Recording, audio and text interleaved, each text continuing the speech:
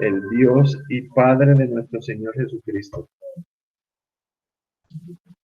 Bendito sea el Dios y Padre de nuestro Señor Jesucristo, que nos bendijo con toda bendición espiritual en los lugares celestiales en Cristo, según nos escogió en Él antes de la fundación del mundo, para que fuésemos santos y sin manchas delante de Él, en amor, habiéndonos predestinados para ser adoptados hijos suyos por medio de Jesucristo, según el puro afecto de su voluntad, para alabanza de la gloria de su gracia, con la cual nos hizo aceptos en el amado, en quien tenemos redención por su sangre, el perdón de pecados según las riquezas de su gracia, que hizo sobreabundar para con nosotros con toda sabiduría e inteligencia, dándonos a conocer el misterio, que en algún momento ya hablamos de ese misterio, que los gentiles tendrían la oportunidad también de ser salvos, según su buena voluntad, beneplácito, el cual se había propuesto en sí mismo, de reunir todas las cosas en Cristo en la dispensación del cumplimiento de los tiempos, así de las que están en los cielos como las que están en la tierra.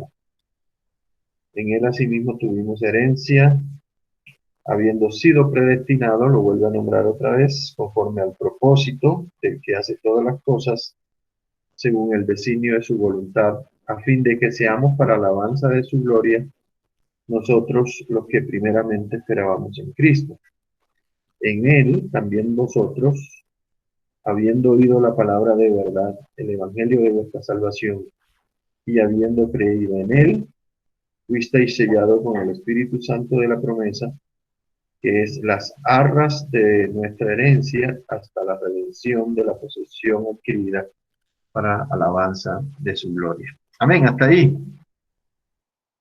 Sí, entonces aquí al final habla de un sello, habla de una primicia, de una herencia, de una, ¿cómo es la palabra que se usa? Arras. Habla de unas arras que el Señor ha puesto en cada uno de los miembros de su iglesia como garantía, primero, de que va a cumplir todo lo que dijo. Segundo, que es lo que voy a mencionar en lo sucesivo, esas arras significan poder. El Espíritu Santo es sinónimo de poder. Y ha sido el arma más poderosa con la cual el Señor ha dotado a la iglesia. Ese va a ser mi tema hoy. La iglesia triunfante, la iglesia poderosa, escogida desde antes de la fundación del mundo, ya estaba en el corazón de Dios. Un invento de Dios, sin duda. La iglesia es un invento de Dios, no se lo inventó Roma, no se lo inventó ningún tipo inteligente, se lo inventó Dios. Amén. Estaba en el corazón de Dios. Lo que a lo largo de todo el Antiguo Testamento él llamó su pueblo, ahora se llama iglesia, y entre judíos y gentiles. De manera que hoy vamos a estar meditando un poco. Es muy sencillo lo que quiero compartir, pero pienso que en esta hora de la prueba difícil que está padeciendo la iglesia del Señor a lo largo de toda la tierra, enmarcada en los últimos tiempos, creo que es una palabra de aliento para que nos demos cuenta de que no estamos a merced del mundo, ni estamos a merced del diablo, sino que el Señor nos tiene en su mano, donde Él dice que nadie la podrá arrebatar de su mano. El primero que mencionó esa palabra en la Biblia fue Jesús. Él fue incluso esa palabra de iglesia. Así que es importante que nosotros entendamos quiénes somos, para qué estamos, qué quiere hacer Dios con su iglesia, cuál será su fin. Porque terminada la era de la iglesia aquí sobre la tierra, la iglesia no va a terminar su trasegar en la tierra, ni tampoco en el cielo. La iglesia ha sido un diseño, diseñada para estar con el Padre en el cielo o donde Él diga. Yo digo que puede ser acá en la tierra, eso será un cielo, una tierra nueva, un cielo nuevo, eso es un cielo. Donde nos corresponde estar, de todas maneras, es importante entender de que como iglesia tenemos no solamente privilegios, sino también una gran responsabilidad. La iglesia tiene una gran responsabilidad. Y la iglesia tiene unas características puestas por Dios que solamente las puede dar el Espíritu Santo. Por ejemplo, santidad. Eh, por deducción, la iglesia es santa por una sola razón. Porque el Espíritu Santo mora en medio de ella. Por eso es que la iglesia es santa. De lo contrario, no lo sería. Si el Espíritu Santo no estuviera, bueno, me imagino que Dios tendría formas para poderla hacer santa si quisiera, pero el modelo y la forma que Él ha escogido para santificar a su iglesia es por medio del Espíritu Santo.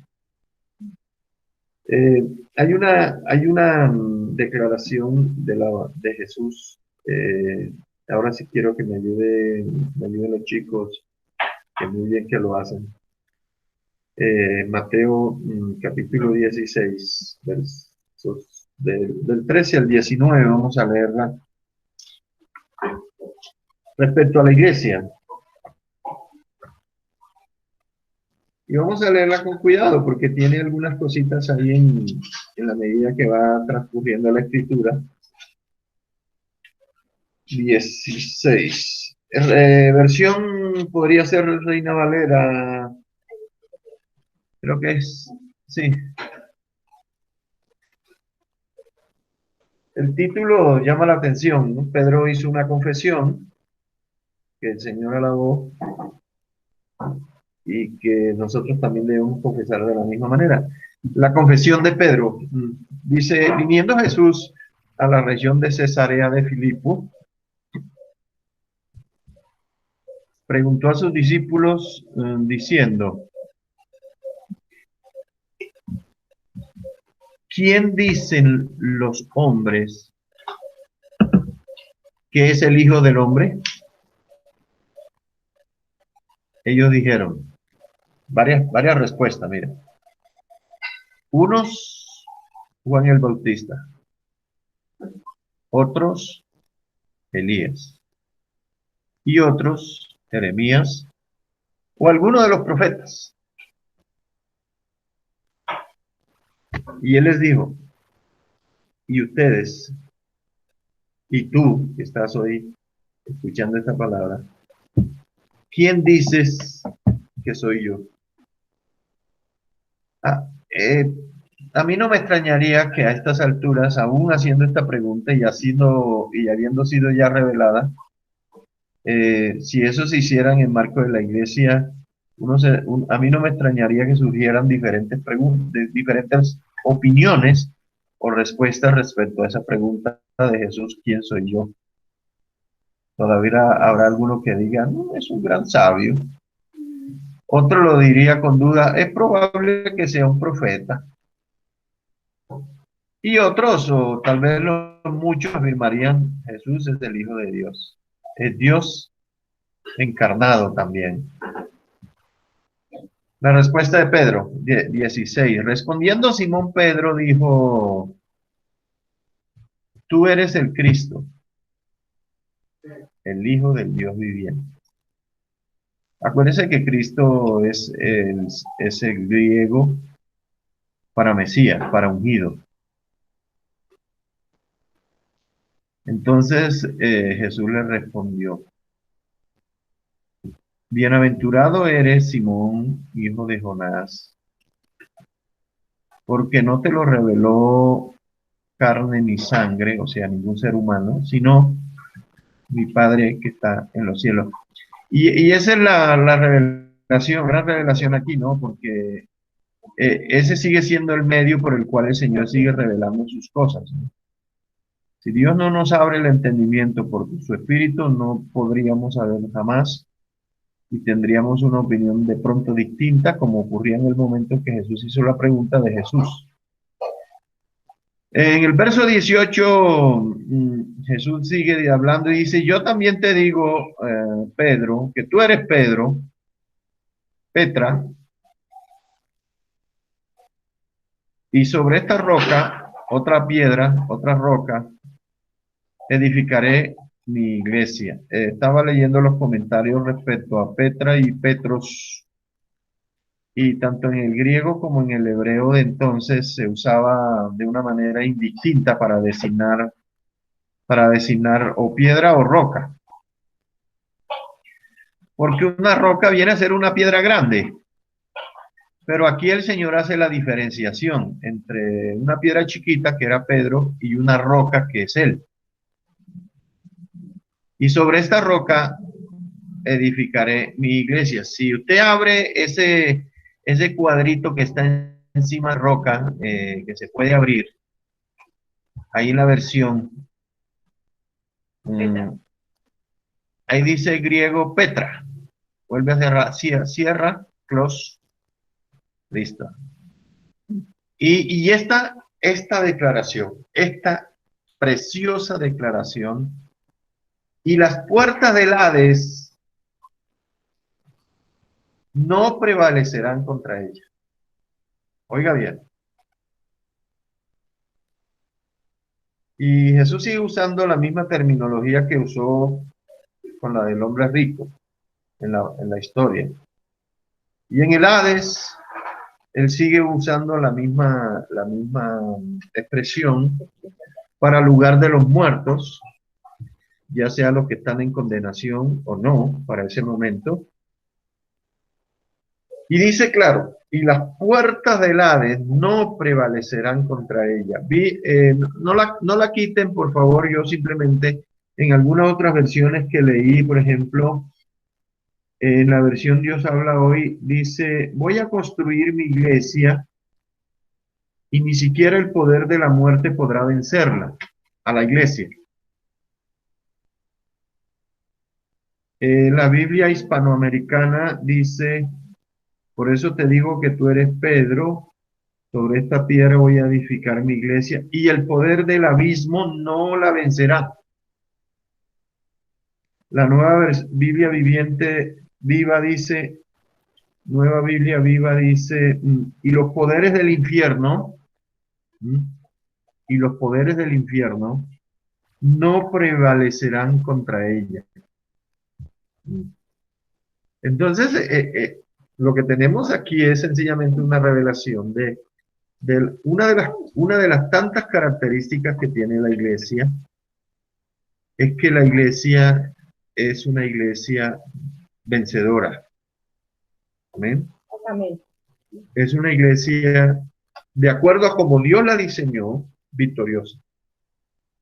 Una iglesia que ningún poder humano o ni de carácter espiritual como el poder satánico, ni el lugar de los muertos, ni la muerte podrá contra ella. La iglesia en sí misma es una iglesia, según el diseño, victoriosa, diseñada para vencer, capaz.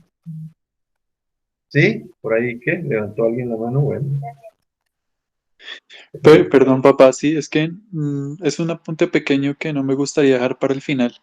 Y es que Sí, cuando se estudia este texto, dice que las puertas del Hades no prevalecerán contra ella. Y uno se imagina como si la iglesia estuviera siendo atacada por la muerte, por el Hades.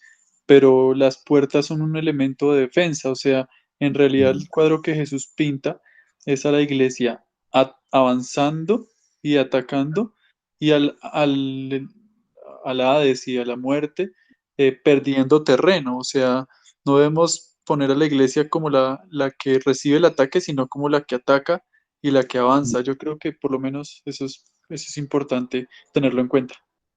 claro, y esa es la idea, en definitiva, esa es la idea de Cristo. Y acuérdense que nuestra victoria está fundamentada, basada en el poder de Dios y en el poder de en la resurrección de Cristo. Nada menos que en eso, imagínense. Entonces, la iglesia por naturaleza es una iglesia que, le agrego este otro término, arrollada, debe ser arrolladora. No debe ser la que está reculando, el término es bastante castizo, no es la iglesia que está en su plan de lucha, no es la que está retrocediendo y tomando fuerzas para entonces contraatacar al enemigo. Eso ocurre cuando la iglesia no ha entendido su misión, ni el poder que tiene. La iglesia puede que sea atacada una y mil veces de diferentes maneras y lo está haciendo y cada vez más. Acuérdense que al diablo le queda poco tiempo y ha venido con furia sobre ustedes, así lo dice el mismo Señor. Pero no hay poder, lo que da a entender también el Señor Jesús es que no hay ningún poder, ni espiritual, ni natural, ni lugar, porque menciona el Hades, que pueda contra ella. Así debería ser. Idealmente es así.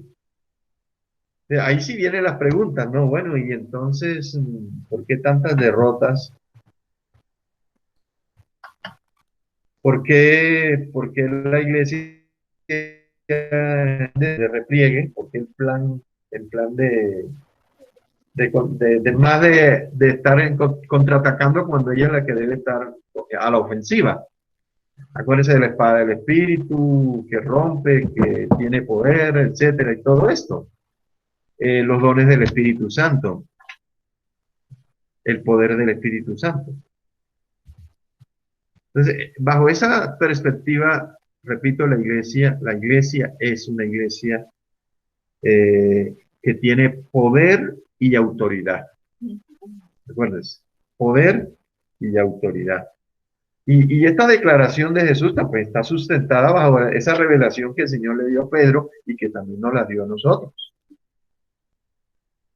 El Señor está por encima de todo, Él es el Señor de la iglesia, y Él demostró hasta la saciedad que nadie le podía resistir, enfermos, endemoniados, poder sobre la muerte, poder sobre la enfermedad, poder sobre Satanás, todo Él, diciéndole a la iglesia, esa es la clase de poder que yo quiero que ustedes tengan.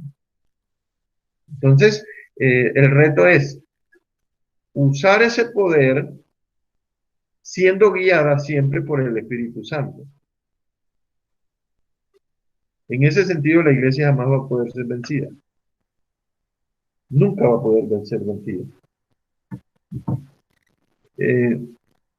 Y aquí lo que hay que aclarar, pues, es como para reafirmar el mito de la iglesia romana, de que la iglesia romana descansa sobre Pedro, según ellos, pero la iglesia de Cristo descansa sobre Cristo. Amén. Esa es la mentira, esa es una forma de luchar la iglesia también, diciendo la verdad, haciendo una declaración contundente. Es que no tiene sentido, no tiene ningún sentido, a la luz de las Escrituras, que la iglesia descanse sobre Pedro. Es una mala interpretación, por supuesto. Entonces, repito, para la iglesia de la tradicional, la iglesia de ellos descansa sobre Pedro. Pero por la revelación divina, la iglesia descansa, reposa, está edificada sobre la roca que es Cristo. Tú eres Pedro y sobre esta roca, sobre mí, edificaré mi iglesia. Y es la única manera en que la iglesia puede estar, para que pueda resistir todos los embates del enemigo, quien quiera que sea, tiene que estar sustentada sobre Cristo, de lo contrario no prevalecería. A la famosa historia del que edificó la casa sobre la arena, acuérdense, y el que edificó la casa sobre la roca. Vinieron vientos, vinieron ríos, vinieron tormentas y la casa no cayó. ¿Por qué? Porque estaba edificada sobre la roca. ¿Y quién es la roca? Cristo, la roca. Es una lección de escuela dominical, ¿no? Parece increíble, ¿no? Entonces, el poder y la autoridad que el Señor ha delegado a su iglesia descansan sobre el poder y la victoria de Cristo Jesús en la cruz del Calvario. Cuando el Señor le dice ahí enseguida a continuación, edificaré mi iglesia y las puertas del Hades no puedo, dijo otras cosas más, dice ya Pedro, le dijo a Pedro, y a ti te daré las llaves del reino de los cielos. Eso ya está claramente definido qué fue lo que el Señor quiso decir ahí con eso. Cuando Pedro se paró el día de Pentecostés allá en Jerusalén, hablándole a los judíos, porque Pedro es el apóstol de los judíos como Pablo es el de los gentiles, y en ese momento cuando le preguntaron ¿qué hacemos? Ahí en ese momento Pedro usó esa llave y la abrió la puerta del reino de los cielos para los judíos que estaban ahí presentes. Y eso significa esa expresión, esas llaves que es como un símbolo espiritual para abrirle la oportunidad de la salvación y el evangelio a los gentiles, a los judíos, perdón. Y mire lo que sigue a continuación, ahí está el poder y la autoridad, y le dijo, y todo lo que atares en la tierra será atado en los cielos. Eso es poder, eso es autoridad, eso es dominio, esa es la marcha de una iglesia relevante, una iglesia triunfadora, avasalladora. Y todo lo que desatares en la tierra será desatado en los cielos. Vaya, qué poder, ¿no? Bueno, y Jesús ahí pues le dijo que no era el momento todavía para que lo dijesen a otros, pero después lo escribieron y ahora está abierto para todo el mundo.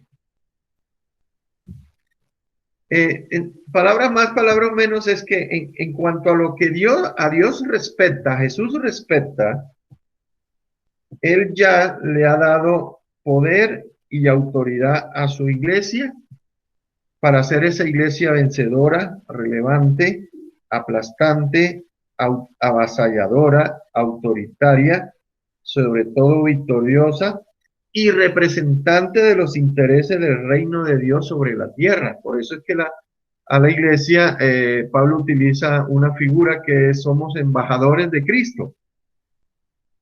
La iglesia no solo es representante, sino embajadora, o representa los intereses del reino de Dios aquí sobre la tierra. Es la única entidad que tiene esa capacidad dada por Dios de ser su representante. Entonces aquí es donde yo digo, aquí la iglesia tiene una gran responsabilidad en cuanto a su testimonio.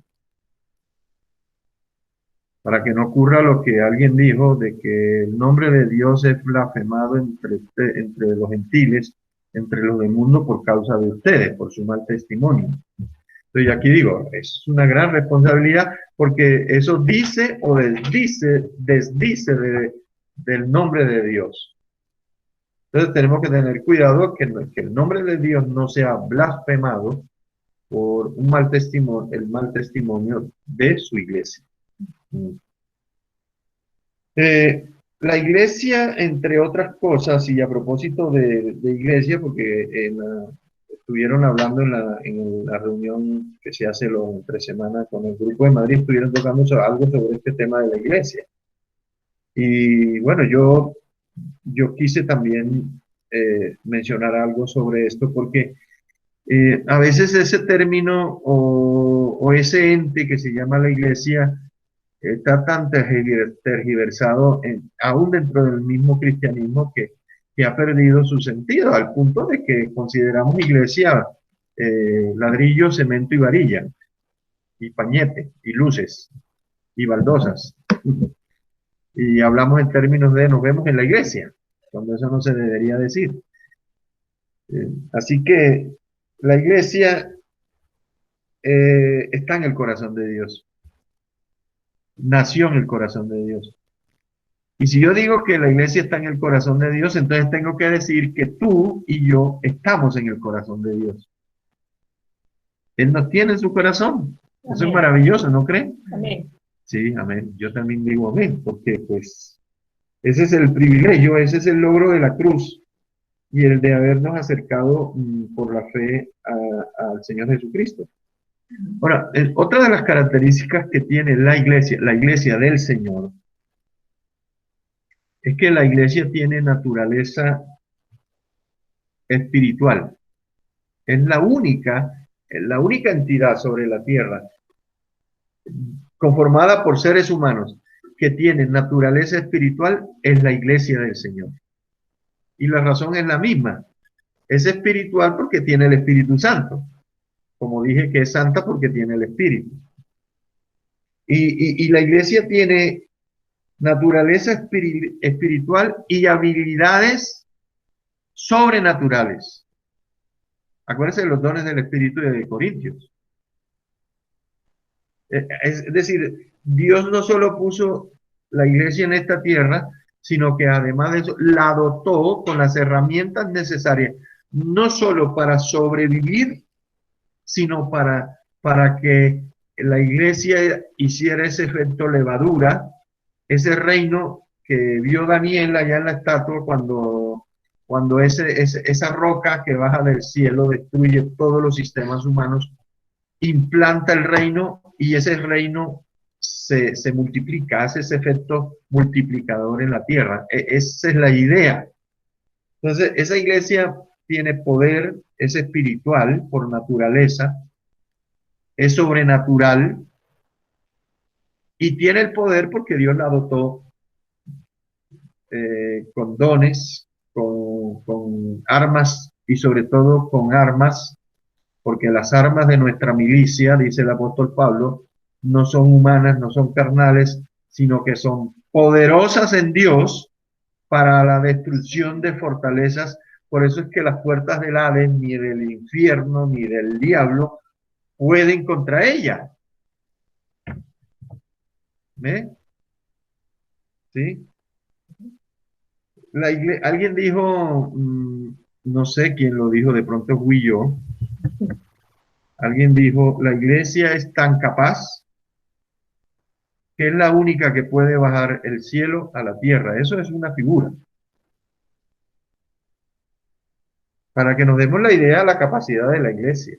Es tan capaz la iglesia que puede implantar el reino en esta tierra corrupta o corrompida, llena de maldad y de pecado, de inmundicia, dominada por la potestad del aire, como dice el apóstol Pablo. ¿Sí? Eso de que las armas de nuestra milicia es 2 Corintios 10:4, ¿no? Ya ustedes la conocen, que las armas de nuestra milicia no son humanas, carnales, sino que son poderosas en Dios para la destrucción de fortalezas. Zacarías 4:6, en Zacarías 4:6, cuando el Señor estaba profetizando sobre la construcción del segundo templo, que era una choza en comparación al templo primero de Salomón, dando a entender también, es como una figura de iglesia también, dando a entender esta iglesia, esta chocita, este templo que vamos a hacer ahora, es un templo que comparativamente pues es más pobrecito, es una chocita, pero va a estar dotada incluso de más poder quizás que la primera. Y el Señor le dice a Ezequiel, le dice a Zacarías, le dice, no es con espada ni con ejército, sino con mi espíritu, ha dicho el Señor. Y lo afirma así. Dando a entender de que el poder de la iglesia siempre va a estar sustentado en la capacidad del espíritu. Y si la iglesia siempre se deja guiar por el espíritu, en ese sentido es que digo que la iglesia es una iglesia poderosa, una iglesia vencedora. Cuando no lo es porque se ha divorciado del Espíritu Santo y han entrado esos elementos humanos naturales, esa unción falsa, ese culto falso, y eso es lo que va minando el poder de la iglesia. Y Satanás trabaja día y noche sin cesar para tratar de hacer eso, de que precisamente la iglesia no acuda ni recurra al poder que Dios le ha dado, sino que recurra a capacidades humanas como la intelectual, la capacidad para hablar, para convencer, y no a dones propios del Espíritu Santo. Entonces, en ese sentido, cuando la iglesia deja de depender del Espíritu y empieza a confiar en otras cosas distintas y hacer los reemplazos a los dones del Espíritu, entonces la iglesia se vuelve inocua, se vuelve, entonces las puertas del infierno prevalecen contra ella y la hacen retroceder. Es bueno aclarar, pueda que por ese pecado del ser humano la iglesia tenga que retroceder, pero la iglesia jamás va a ser vencida. Perderá sus batallas, sí, y las ha perdido a lo largo. La historia está llena y la Biblia está llena de ejemplos de cuando el pueblo de Dios sencillamente dejó de depender de Dios y puso su mirada en otras cosas, empezó a cavar lo que dice Jeremías, las cisternas rotas que no retienen agua. En ese momento la iglesia, el pueblo de Dios, fue vencido por el enemigo. Cuando el pecado cunde en el seno de la iglesia se vuelve incapaz de resistir las fuerzas del enemigo. Porque cuando el pecado entra a la iglesia es Satanás el que está prevaleciendo. Entonces, la responsabilidad nuestra depende en gran medida de cómo usamos el poder y la capacidad y los dones que el Señor nos ha entregado en nuestras manos. Somos responsables de eso. Ahora, Jesús en algún momento, bueno, lo usó Pedro el día que abrió la llave del reino allá en Hechos de los Apóstoles, cuando dijo que Jesús había dicho que la iglesia, refiriéndose a Pentecostés, dijo, y recibiréis poder cuando haya venido sobre vosotros el Espíritu Santo. Mira lo que hemos recibido, poder. La iglesia es poderosa por eso. Lucas 9:11, Hechos 1:8. Pablo también se refirió en Efesios, en otras cartas, dijo que el mismo poder que resucitó a Cristo Jesús de los muertos es el mismo poder que está en nosotros, en la iglesia. ¿Y cuál es ese poder? El poder del Espíritu. Si yo por el dedo de Dios, Satanás temblaba cuando Jesús levantaba el dedo. Si yo por el dedo de Dios echo fuera a los demonios, entonces el reino de Dios ha llegado a vosotros. Así que hay que estar con el arma así, poniendo orden y diciendo por dónde debe andar, porque la iglesia está puesta como luz, como faro, como guía, como lámpara. Hay tantas figuras que usó el Señor Jesús para eso, ¿sí? Y que no hay que ponerla debajo del mueble, del almud, sino que tiene que estar encima para que alumbre toda la casa. Y toda la casa viene a ser todo el mundo, en sentido figurado, ¿no?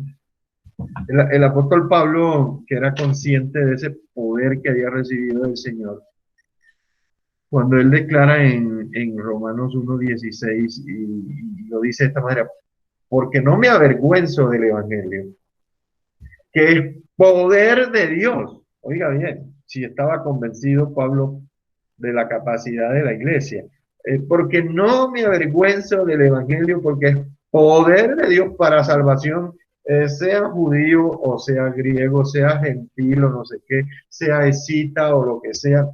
El Evangelio tiene la capacidad y tiene el poder y tiene la autoridad y tiene esa habilidad para discernir los pensamientos, someterlos a los pies de Cristo y llevar la persona a los pies de Cristo. Ese es el poder del Evangelio, el poder que tiene para salvar, para redimir, el poder que tiene para convertir, el poder que tiene para bendecir, el poder que tiene para sanar y el poder que tiene para liberar. Eso no es propio de ciertas comunidades, ese avivamiento, ese poder, esa autoridad no es propio de ciertos ungidos, super ungidos, mega ungidos. No, ese es el poder general de la iglesia. Todo cristiano debería funcionar en esa dimensión en donde puede atar, desatar, como le dijo el Señor Jesús a Pedro, liberar, sanar, tener autoridad. No, que tengo que pagar un avión y irme a la iglesia de fulano de tal en tal ciudad porque allá oran por los enfermos y se sanan. En cambio acá no, en el Edén no ocurre eso. o en las chiquiticas, en la del 90% de todas las iglesias del mundo, que son las pequeñitas, ahí no ocurre eso. Ahí hay un engaño, ahí hay una mentira, porque ese poder lo tiene usted. Amén. Usted puede atar, usted puede desatar, usted puede en el nombre de Jesús liberar, orar por los enfermos, por los endemoniados, usted lo puede hacer. Ese poder no estaba limitado solamente a los apóstoles, ¿no? Es un poder que el Señor le dio a la iglesia, dice, a la iglesia, en su generalidad. Sin importar que sea un iletrado, sin importar si es el ilustrado en el seminario, indistintamente, el Señor ha dotado a su iglesia con su poder, con su autoridad, para vencer, para avasallar. La iglesia no perecerá jamás. Es una declaración.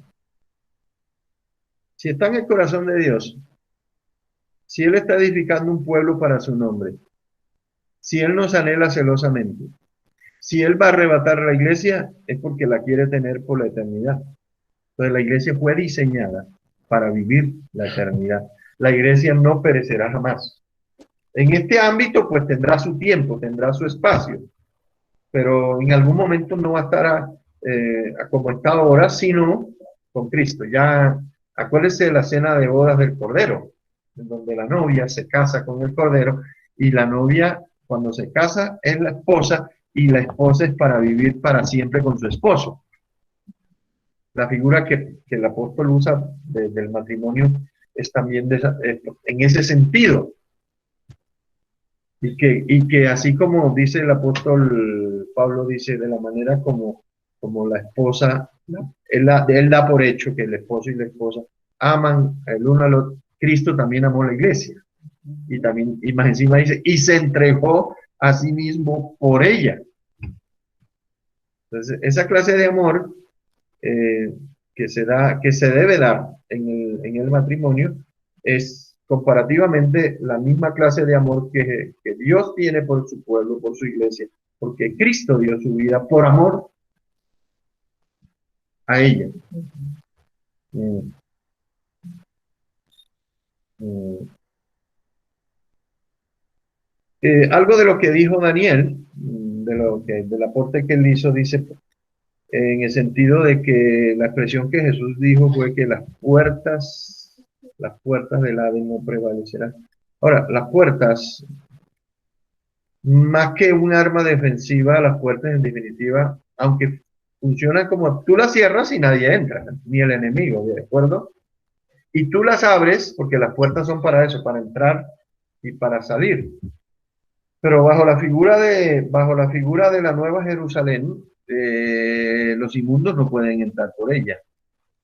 Eso es propio para el pueblo de Dios. Esas puertas son propias para que las use el pueblo de Dios, para que entre y salga el pueblo, no Satanás y sus demonios. Porque dice la escritura claramente que los inmundos no pueden andar. Es como la puerta que conduce a la vida, la puerta estrecha. ¿Cierto? Ahora, digámoslo de una vez, creo que lo tengo anotado más adelante. ¿Y quién es la puerta? Si Jesús mismo dijo, yo soy la puerta de las ovejas.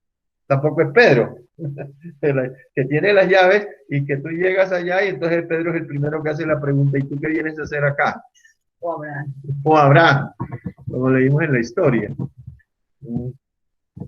Entonces las puertas no se usan en realidad para pelear, pero sí como si fuesen armas, pero se usan para abrir y cerrar, y entrar y salir, y los salvos son los que entran y salen de esas puertas.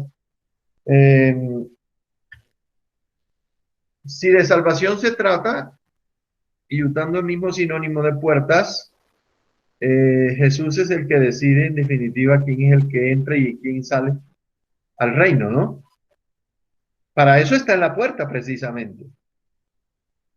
Porque hay una parábola donde alguien se coló, supuestamente alguien se descuidó ahí en el cielo y un vivo se coló. ¿Y usted qué hace aquí que no está vestido con las ropas adecuadas? Un momentico, ¿por dónde se metió?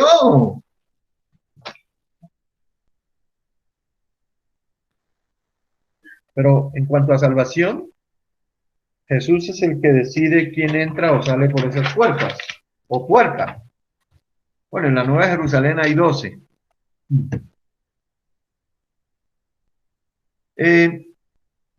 Las derrotas y los fracasos que el pueblo de Dios o de la iglesia ha tenido a lo largo de los siglos se han debido siempre, siempre, siempre a su desobediencia, a su pecado, a su ignorancia, a la ignorancia de su misión en la tierra, y por hacer las guerras con armas puramente humanas, carnales, y no con las armas que Dios, como dice Pablo, las armas de nuestra milicia que son espirituales, o los dones del Espíritu, o el Espíritu Santo, en su expresión más general.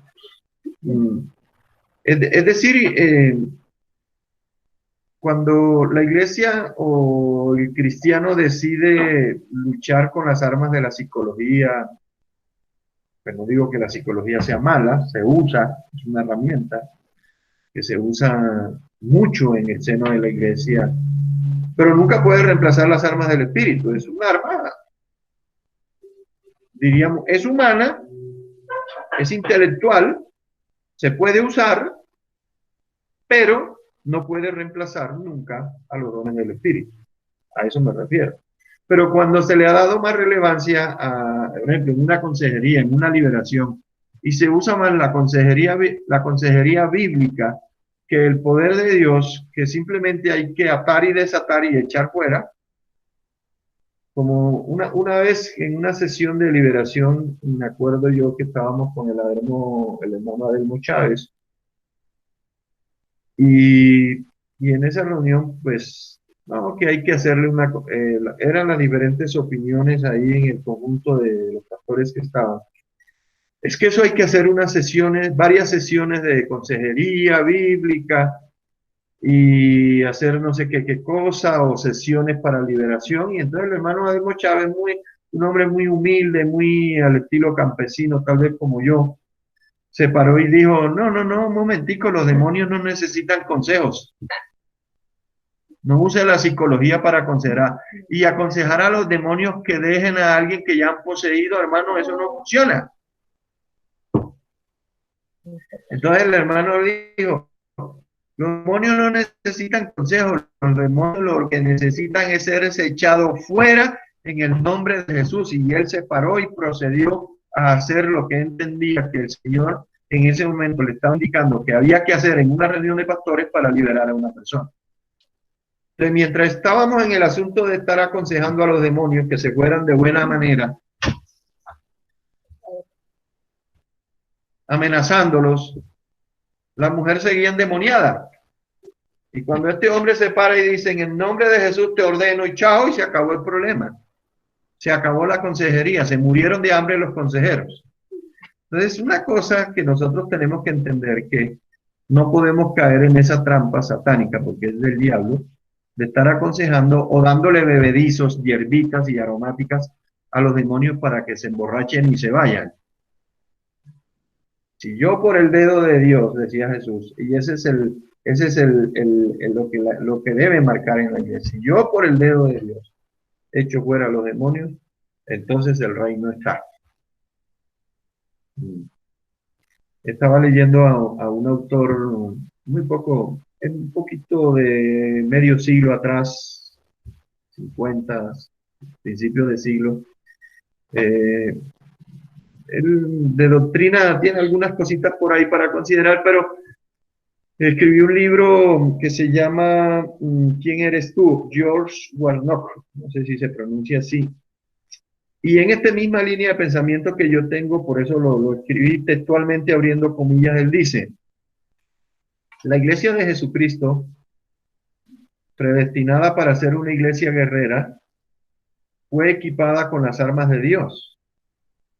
No desconocemos que ella ha luchado mucho y valerosamente en la guerra contra las fuerzas del mal durante toda su larga historia, pero ha sido derrotada muchísimas veces. Ya porque no conocía la estrategia del enemigo, discernimiento espiritual, o porque no se limitó a utilizar las armas espirituales con que Dios la dotó para la guerra y para la victoria final, sino que, como digo yo, lo reemplazo, sino que recurrió a armas carnales, recursos humanos, y por eso fue vencida y derrotada. Sin embargo, y a pesar de todo, Dios no ha desmentido nunca su promesa de que fue lo que dijo Jesús: edificaré mi iglesia y las puertas del Hades o del infierno no prevalecerán contra ella. Me llama la atención que este hombre también está enfatizando esa garantía que Dios le ha dado a su pueblo de que fue diseñada para vencer. Sí, ha sido derrotada la iglesia muchas veces, claro, incluso en algunas regiones desaparecidas, como está ocurriendo aún en muchos países como los países musulmanes, hindúes, en China. Hace poquitico leí que en China el gobierno comunista destruyó alrededor de 4.000 no sé cuántas iglesias. Pero aún en medio de los países más cerrados, como por ejemplo algunos países del norte de África, en algunas del centro y sur de África, en algunas islas, que no me acuerdo ahora cómo es que se llama, incluso en Corea del Norte, aún ahí hay iglesia del Señor, pequeña, pero la hay. Es decir, el Señor pone su lamparita donde Él sabe que la tiene que tener. Y está matando cristianos, incluso países donde está prohibido tener Biblias, todavía existen. Y nosotros tenemos Biblia en 48.725 versiones distintas y nadie nos prohíbe tener una Biblia. Me llamó poderosamente la atención que, pues, hay tantos ámbitos y tantos medios en donde la persona hoy no puede expresar su fe. Y se fijaron en que muchas de las que ganaron medalla de oro en los Olímpicos, sin ningún tapujo, asumiendo todos los riesgos, no negaron su fe en nuestro Señor Jesucristo. Una campeona de natación australiana y una de carreras de maratón americana, sus símbolos, su testimonio, diciendo de que si no hubiese sido porque Dios le dio esa capacidad y ese poder, no hubieran ganado. No se reservan ningún alabanza para sí mismos, sino para el poder de Dios. Aún en ámbitos tan hostiles como eso, en Japón, usted puede hablar abiertamente de su fe. De pronto la maten o no, pero hay que asumir el riesgo. Y confiar en que Dios nos guardará. Dios la guardará. Como decíamos el domingo pasado, que no le gustó a mucho lo de la pandemia. Si Dios, Él es el que decide el destino y la iglesia está para vencer, debe cuidarse y todo lo que sea, pero debe asumir su rol de ser una iglesia vencedora, victoriosa, indistintamente de lo que esté viniendo sobre la tierra.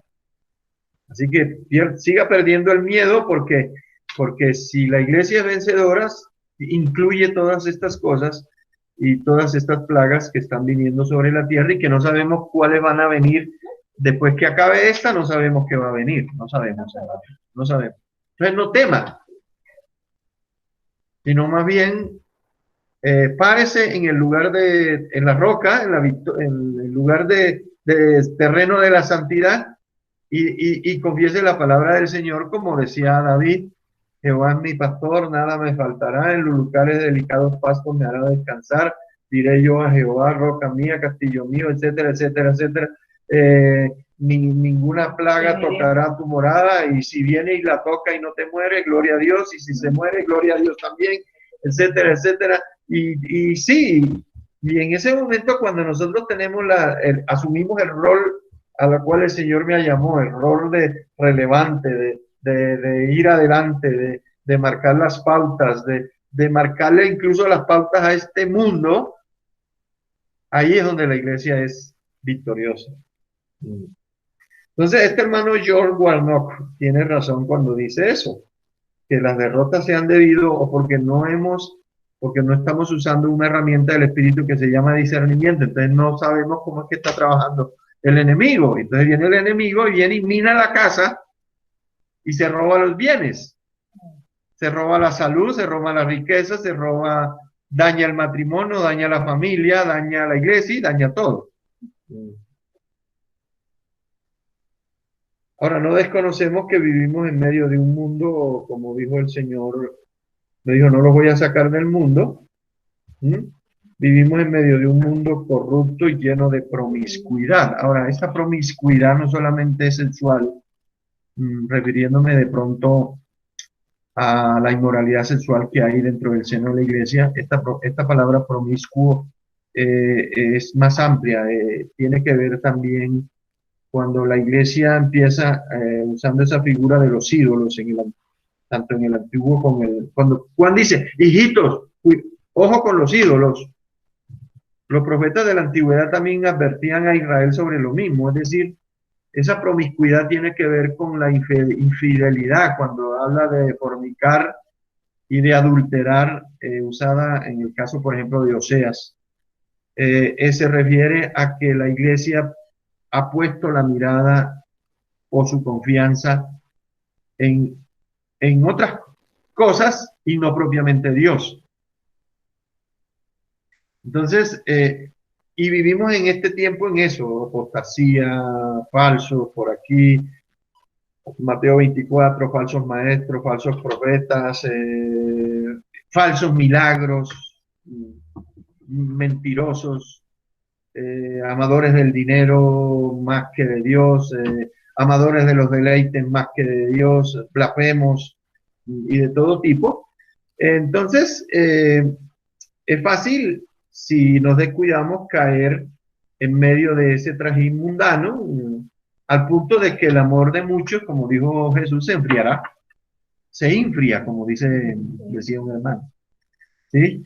Es decir, Satanás siempre va a procurar eso, que se enfríe el amor, la pasión por Dios, el nivel de compromiso, la predicación del evangelio, el estar preocupado por los demás, no ensimismarme en sí mismo, sino tener mentalidad de reino y todas estas cosas. Entonces,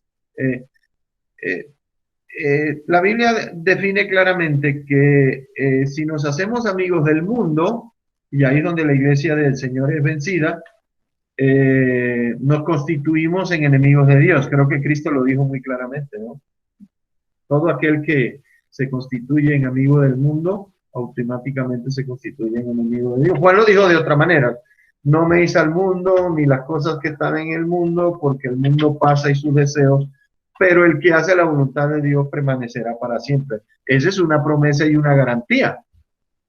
Entonces, la iglesia debe cuidarse, sobre todo en este tiempo donde hay tanta influencia de los medios y de todas las armas que Satanás está usando, buenas o malas, para sesgarnos de nuestra concepción de pueblo y de vivir como una iglesia relevante, triunfadora y poderosa. Lo que yo llamo los cristianos de la primera línea. Yo descubrí esto, los cristianos de la primera línea son los que están usando piedras y caucheras para resistir al sistema y no usan las armas espirituales que el Señor nos dio. Sí, esos cristianos que yo llamo de la primera línea, que a muchos no les gustó tampoco, pero no me importa, porque los descubrí. Mátenlos, vamos, invadimos aquí, vamos y nos disfrazamos de esto y son cristianos. Y votemos por este y votemos por el otro y vamos y hacemos y armas carnales, hermano, no van a lograr nada, van a quedar aplastados, van a terminar aplastados por el SMAT, por la iglesia triunfante del Señor, van a quedar aplastados, se van a quedar atrás. Y no tienen ninguna garantía porque tienen la mentalidad lavada por el sistema mundial, por la forma de lucha del sistema mundial. Se caerán como castillo de naipes. Y una última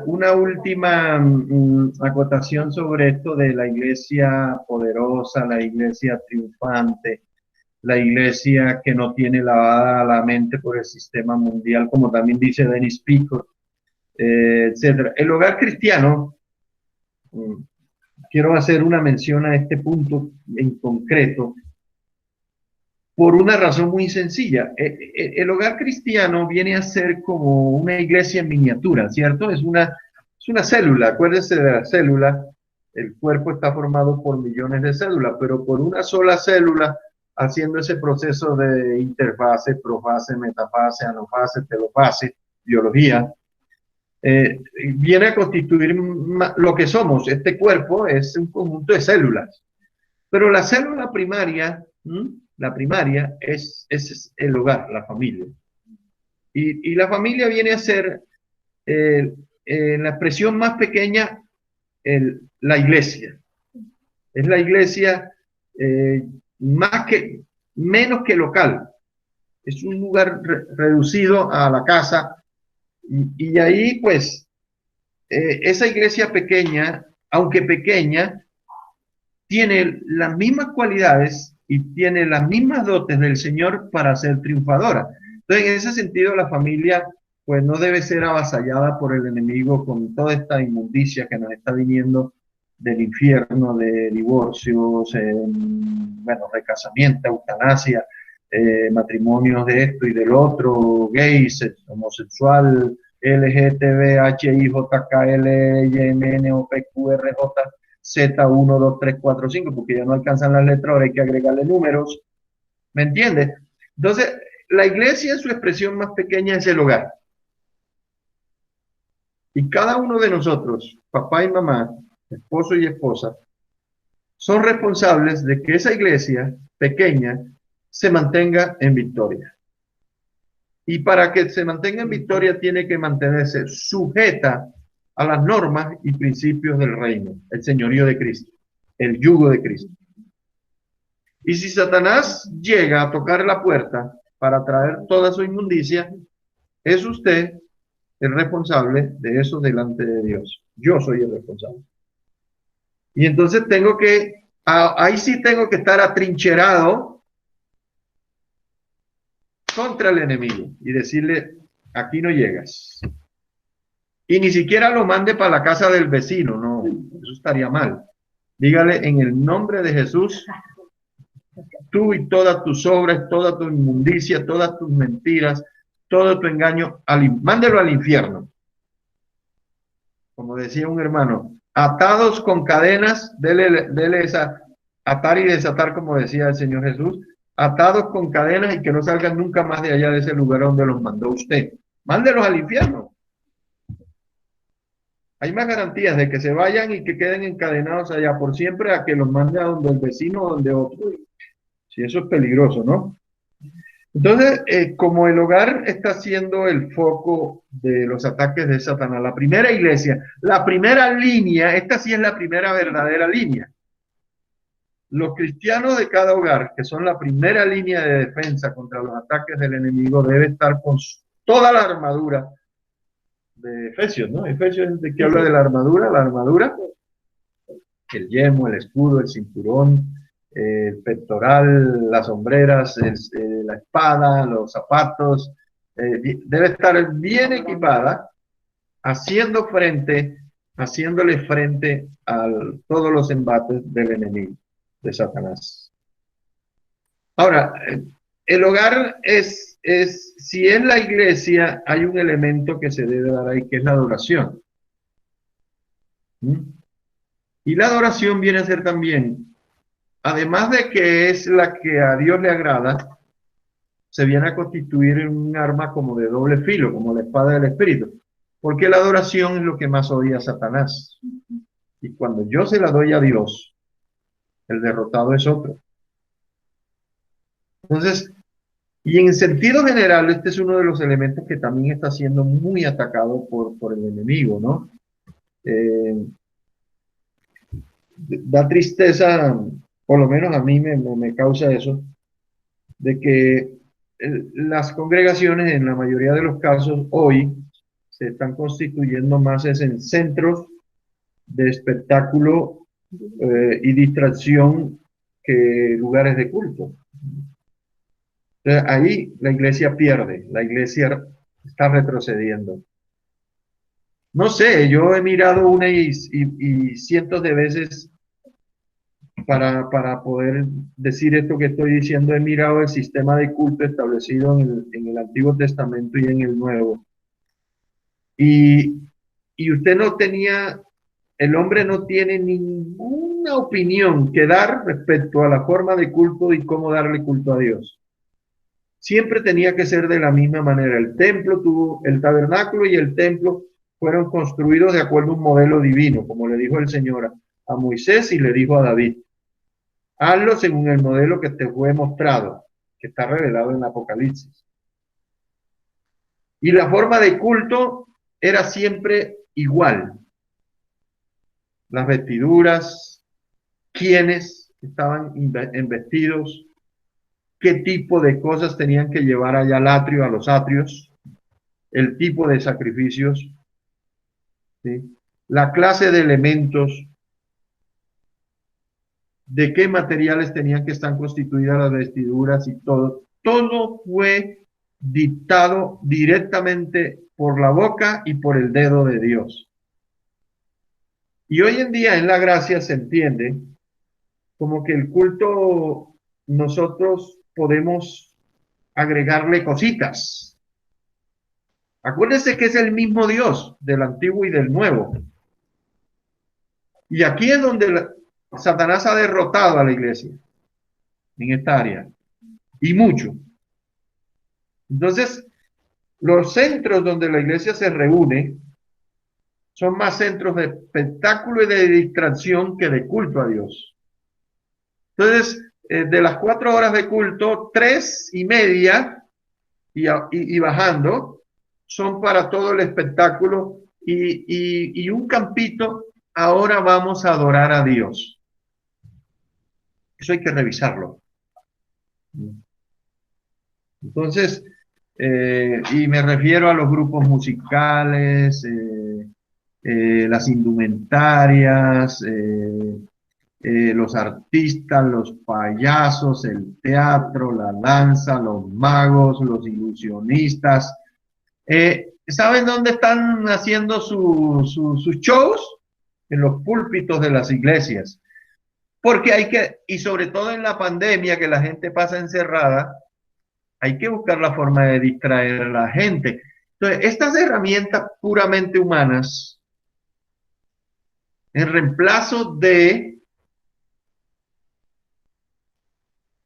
son las que están llenando las iglesias hoy en día.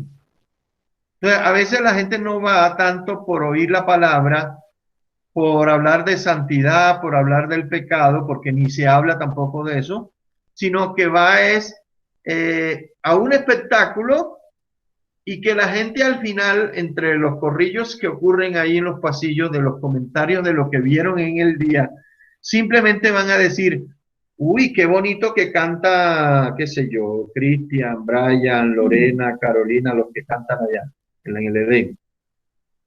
O mira qué bonitas luces. Oiga, qué espectáculo de luces tan maravilloso. O el acto de magia que hizo el otro. Claro, se necesita ser un mago para mantener a miles de personas distraídas 4 horas. Se necesita ser un mago para no dormirse. Entonces, la iglesia, para que sea victoriosa, tiene que cambiar esas formas, esos métodos. A veces es mejor no hacer nada o hacer poco, pero que sea culto verdadero al Señor. Repito, para que la iglesia sea victoriosa, para que la iglesia sea poderosa. Si usted mira bien por qué la iglesia primitiva era poderosa, era precisamente por eso, porque era una iglesia guiada por el Espíritu Santo, porque era una iglesia dotada con los dones del Espíritu Santo, que su única preocupación era el culto a Cristo, a Dios, en espíritu y en verdad. Entonces, no tratemos de agregarle cosas, armas carnales, a las armas poderosas que ya Dios nos dio. lo que yo le agregue a, por ejemplo, al don de la palabra de Dios, lo que yo le agregue no va a mejorar ni va a adornar lo que Dios ya dio y adornó. Alguien dijo que los dones del Espíritu adornan la iglesia. Esta verdad tiene. Pero los dones no están para adornar. Los dones están para funcionar como pueblo de Dios y para atacar las fuerzas del infierno. En la misma línea de pensamiento, Nabad y Abiú, ¿en qué consistió el pecado de Nabad y Abiú?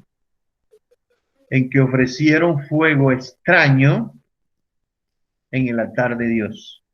Ese fue su pecado. Había soberbia, había orgullo, estaban propiciando división en el pueblo de Dios. Todas esas son armas del diablo. El diablo las usa en el hogar para destruir el hogar, las usa en la iglesia para destruir la iglesia y para distraer la iglesia. Y el pecado de Nabad y Abiú fue ese. Ofrecieron, así lo dice, fuego extraño que yo no les mandé, dijo el Señor ahí. Entonces ese fuego extraño que es muy común hoy en día en la iglesia, no hace a la iglesia poderosa, no hace a la iglesia victoriosa, la hace una iglesia distraída, una iglesia sometida más a los caprichos de intereses humanos y no a los intereses del reino.